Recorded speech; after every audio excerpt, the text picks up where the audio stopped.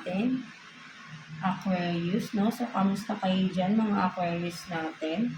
Let's see, ano yung mga ayaw ni person mo na ginagawa ninyo, mga Aquarius natin. Let's see. Kuha tayo ng 3 cards for you here, Aquarius. Mga ayaw ni person. Person mo, no? Aquarius natin. Let's see. For Aquarius, please. For Aquarius. So, you have this, better alone than in a bad company, no? So, ang nakikita ko naman dito, no, Aquarius, no, ayaw ni person mo is yung sabihin natin na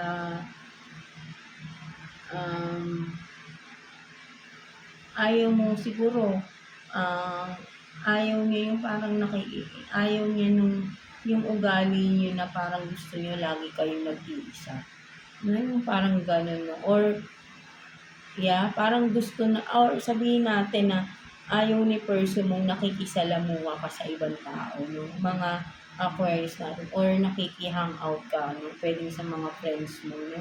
Parang dinidiscourage ka niya palagi siguro, or sabihin natin na parang, 'di ba, parang yun nga, mas nakikita ko dinidiscourage ka niya, no, na sumama pa or makihalubilo pa kung sa mga friends, no, colleagues mo, no, something like that, no, parang gusto niya, parang ina-isolate ka niya, no, ayun yung parang gusto ng person mo, no, ayaw niyang makiki-hangout ka pa sa mga friends mo, no, parang ayun yung nakikita ko dito, na mas gusto niya nag-iisa ka, ayaw niya nang yun nga, no? Kung may mag-i-invite, no, parang ayaw niya, no? Something like that, no? So, ayun nakikita ko dito, no? So, what else? So, doing nothing is fine too, no? So, ang nakikita ko naman dito ng mga Aquarius natin is, ayaw ni person mo yung wala kang ginagawa, no? Pag nakikita niya parang wala kang ginagawa, naiinis siya, no?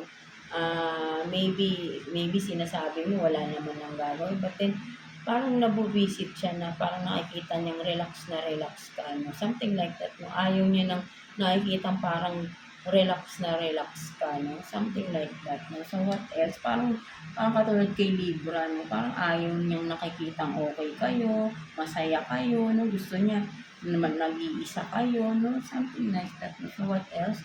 You can do it, no? So, ang nakikita ko naman dito, no, Aquarius, no, ayaw ni person mo, yung nakikita niyang napakalakas ng self-confidence ninyo, no, ng inyong faith sa sarili na parang siguro napakagaling nyo, or sabihin natin na parang ano kayo, no, yung lahat kaya nyong gawin, no, but then ayaw ni person mo nun, no, na nakikita niyang gano'n, no, na parang lahat kaya mong gawin, no? So, ayaw niya nakikita na ang lakas ng confidence sa sarili niyo. So, parang kayo Libra din, no, mga Aquarius. Maybe may chart kayo meron kayo sa placement ni Libra or vice versa, no? So, halos parehas kayo ng lumabas na mga card, no? May yung ayaw ni person mo na nagiging masaya kayo, nagiging confident kayo sa sarili ninyo, no?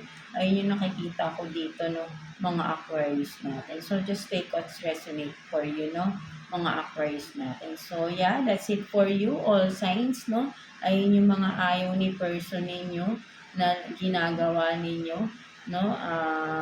Yeah, so ngayon may mga idea na talaga kayo, no? At alam kong nakikita nyo rin at nararamdaman nyo din yan na ayaw ni person nyo yung mga ganyan, no?